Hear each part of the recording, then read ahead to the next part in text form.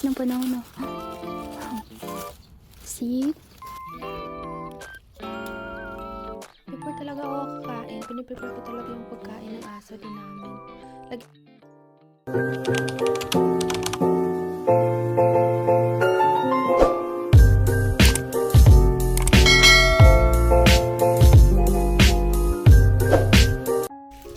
Hello mga good morning! So ngayon, prepare ako ng food ko. So nakalimutan ko na, sabi ko mag-video kaya ako kasi matagal na rin yung daily vlog ko. So ito yung pala, ginger tea. Nag-prepare na rin ako ng pagkain ng aso ko. Chicken siya, tapos yung sabaw ng chicken nilagyan ko.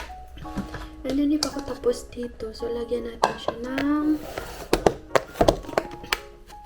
strawberry.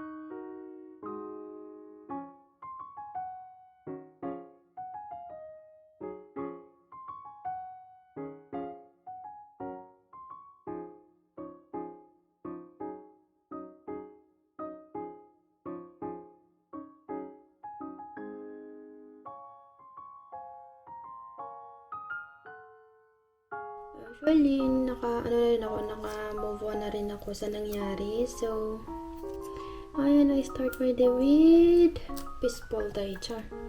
And blessed day, of course. So, hindi natin madaliin lahat yung proseso kasi nga, pag madaliin kasi natin, masasaktan lang tayo. Kaya trust the process talaga. And then, okay na to. Usually, trying, kakain naman ako ng healthy. Sabi na nga dapat kain rin ako ng mga meat.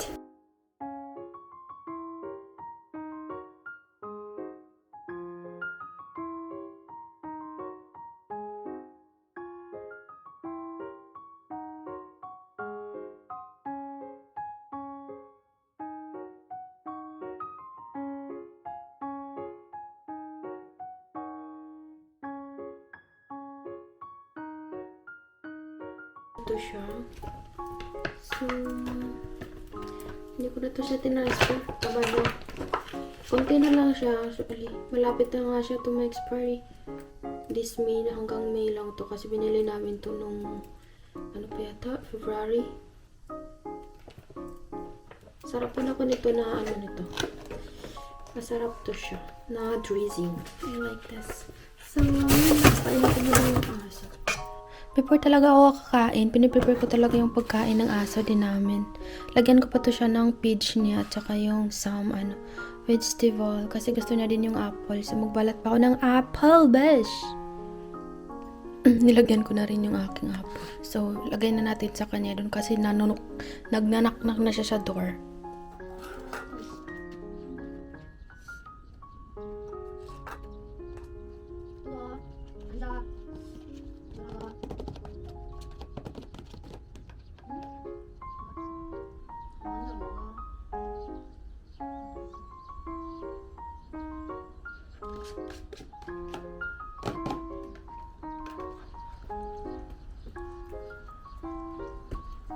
Pag apple lang kasi din yung binigay ko, lalo na pag di ko balatan, hindi niya kakainin.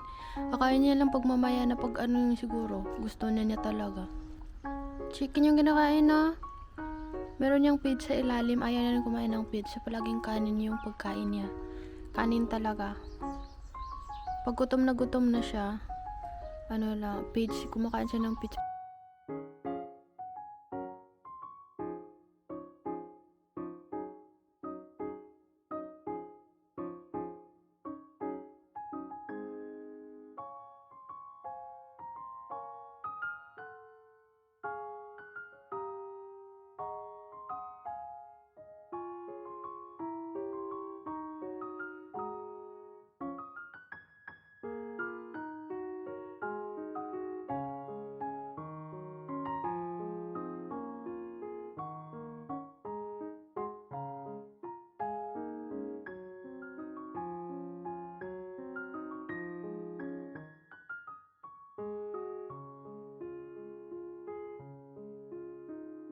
Okay, makikita na yung mga laman niya, so i-harvest na natin.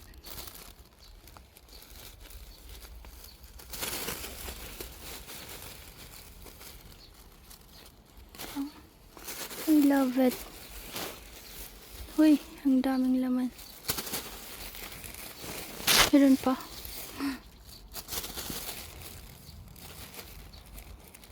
Uy.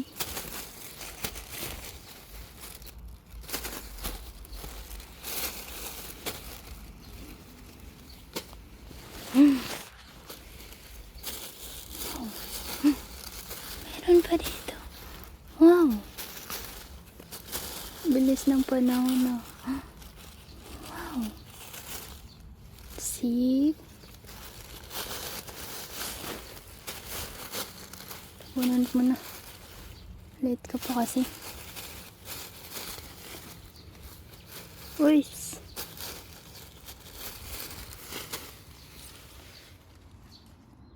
May bulak. Na-harvest ko na dun sa kabila. Harvest ko. Wala akong planong mag-harvest ngayon, pero naano na kasi siya. Lumalabas na. Ayun lang yung ano ko. Konti lang yung ano ko, patatas. Isang line lang. Na-harvest ko na rin yung mga buto ng aking sibuyas. Aso ko nakabantayan. Ito yung in-harvest ko na mga buto ng sibuyas. Alam mo, lumalabas na yung ano.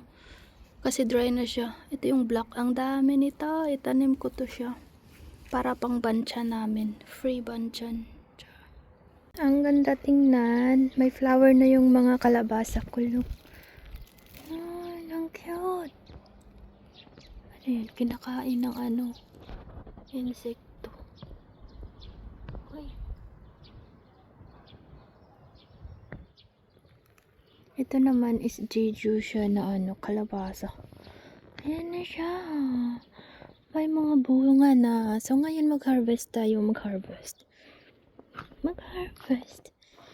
Putulan ko lang yung ano, yung alugbati. Kasi nga mataas na siya. So, kailangan ko siyang putulan na yun. Oh. Para hindi siya mang-disturbo sa ano, sa katabi niya. Ting. Lagay natin siya sa sabaw.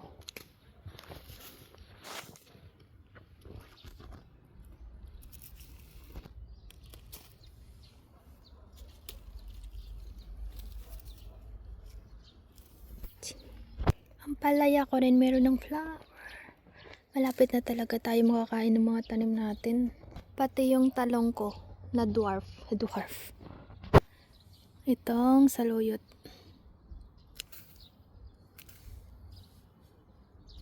Kamayin ko na lang, be.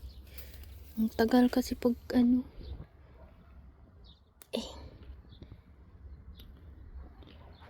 And of course, hindi mawawala yung ano natin, kangkong. Yun.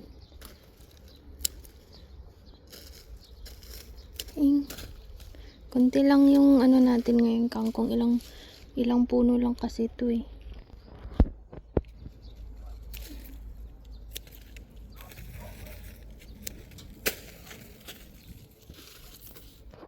Ito, ilagay natin siya dito sa sabaw. Dito yung sabaw ko.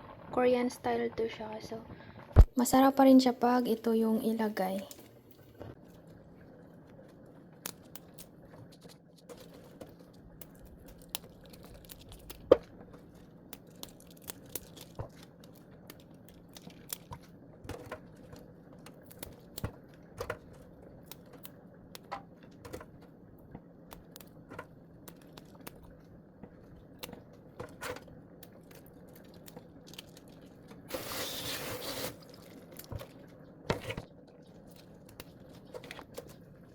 From farm.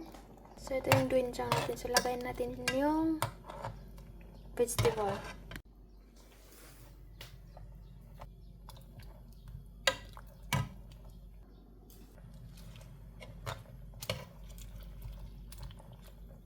Yummy! Ilang beses ko na to ginawa na yung Korean food. Dinagyan ko ng vegetable ng Philippine. From Philippine. See?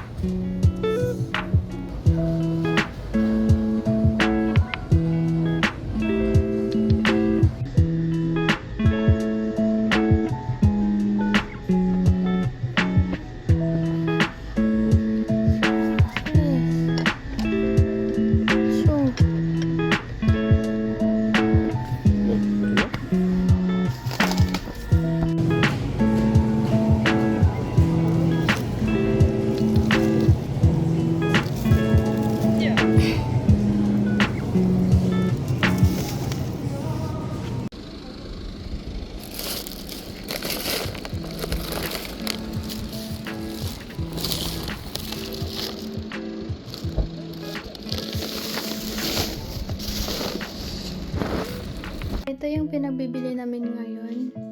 Maraming tofu, fruits, and bread. Mostly mga snacks. Ito naman seafood siya.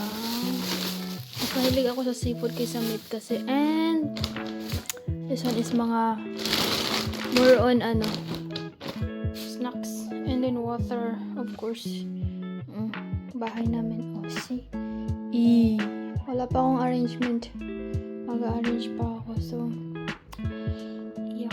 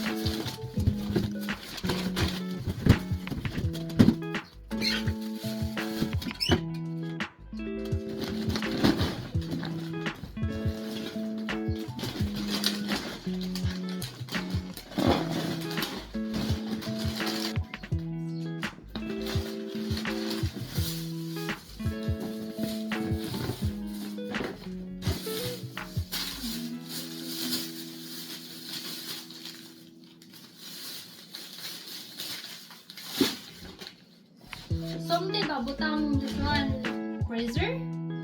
Someday butang freezer?